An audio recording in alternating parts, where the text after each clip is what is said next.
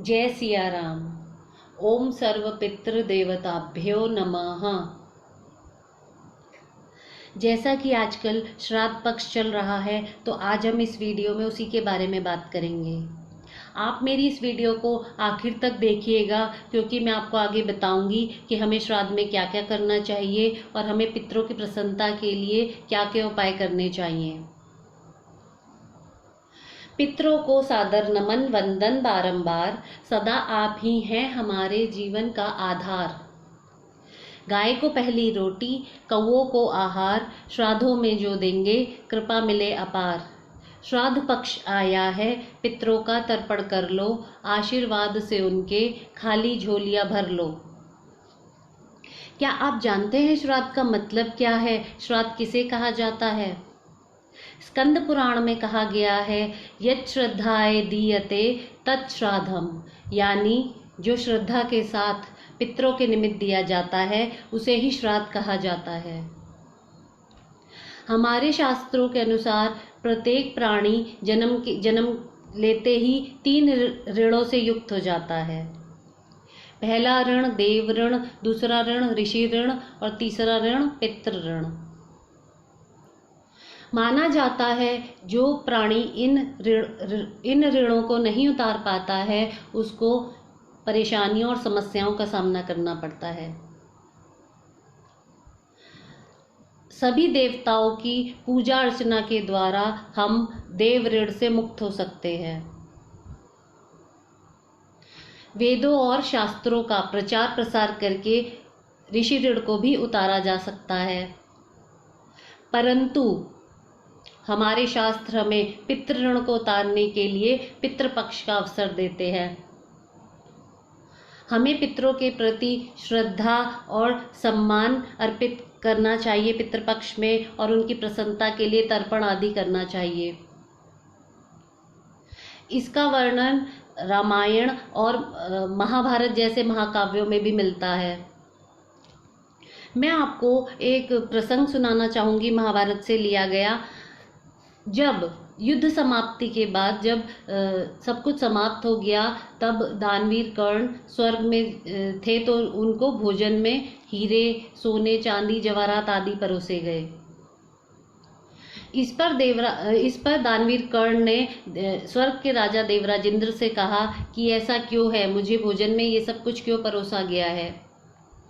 इस पर स्वर्ग के राजा देवराज इंद्र ने दानवीर कर्ण से कहा कि आपने जीवन भर इन्हीं वस्तुओं का दान किया है, आपने कभी भी पितृपक्ष में तर्पण आदि नहीं किया, कभी भी पितरों की प्रसन्नता के लिए ब्राह्मणों को भोजन नहीं कराया, दक्षिणा आदि नहीं दी, और कभी भी भोजन दान नहीं किया पितृपक्ष में।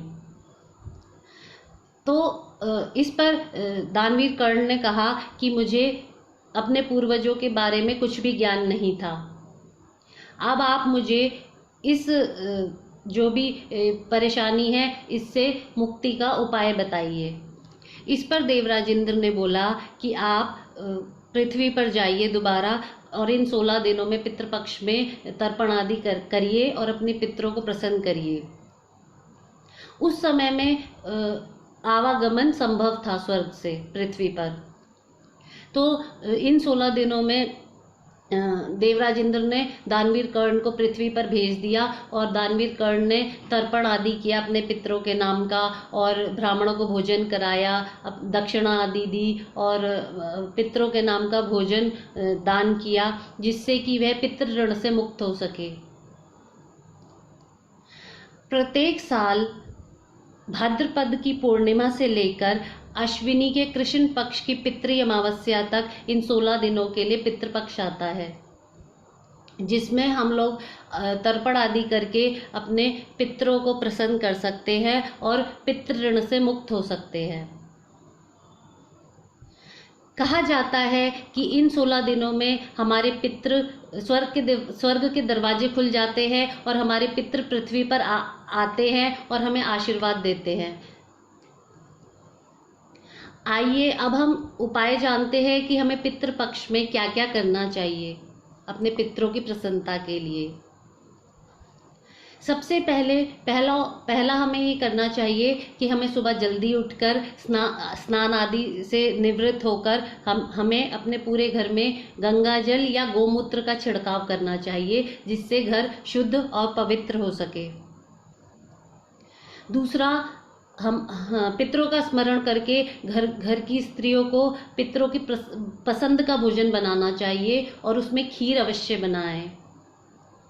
तीसरा, हाथ में जल, कुशपिंड, जौ, तिल और चावल लेकर हमें पितरों का स्मरण करके संकल्प करना चाहिए और कहना चाहिए कि आज मैं आपके नाम से श्राद्ध कर रहा हूँ, तो जो ये श्राद्ध का भोजन है आप तक पहुँचे।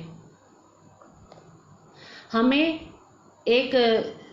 हमें एक तांबे का लोटा लेकर उसमें जल भरकर उसमें एक चुटकी शक्कर डालकर और एक चुटकी रोली डालकर सूर्य को अर्घ देना चाहिए। और उस टाइम हमें ओम सर्व पितृ देवताभ्यो नमः और ओम गृहिणी सूर्याय नमः का जाप करना चाहिए। और हमें पांचवा उपाय, हमें ब्राह्मणों को भोजन कराना चाहिए और उनको यथासंभव हो दक्षिणा देनी चाहिए और उनके चरण छूकर उनका आशीर्वाद लेना चाहिए।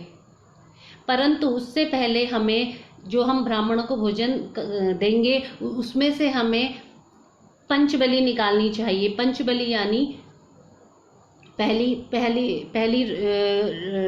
एक गाय के लिए 1 ग्रास, जिसे गौग्रास कहा जाता है, हमें गाय के लिए निकालना चाहिए। दूसरा हमें कौओं के लिए, तीसरा हमें कुत्ते के लिए, चौथा हमें देवताओं के लिए और पांचवा हमें चींटियों के लिए, जिसको पंचबलि कहा गया है। हमें 5 ग्रास निकालने चाहिए। उसके बाद हमें ब्राह्मणों को भोजन कराना चाहिए और यथासंभव अपने सामर्थ्य के अनुसार उनको दक्षिणा आदि देनी चाहिए। हम ये उपाय करके अपने पितरों को प्रसन्न कर सकते हैं और पितृ ऋण से मुक्त हो सकते हैं। आशा करती हूँ आपको मेरी ये वीडियो पसंद आई होगी और आपको इससे लाभ मिलेगा। अगर आपको ये मेरी वीडियो अच्छी लगी हो तो इसको लाइक कर दीजिएगा, शेयर कर दीजिएगा और मेरे चैनल को सब्सक्राइब कर दीजिएगा और कमेंट भी कर दीजिएगा। आप मुझे अपनी परेशानियाँ मेरे इस चैनल पर लिख के भेज सकते हैं, अपना टाइम ऑफ बर्थ, अपना डेट ऑफ बर्थ और अपना प्लेस ऑफ बर्थ। आपको कोई भी समस्या हो तो आप मैसेज बॉक्स में मैसेज कर सकते हैं। अगली बार हम एक नए विषय के साथ दोबारा से उपस्थित होंगे आपके सामने। तब तक के लिए जय सिया राम।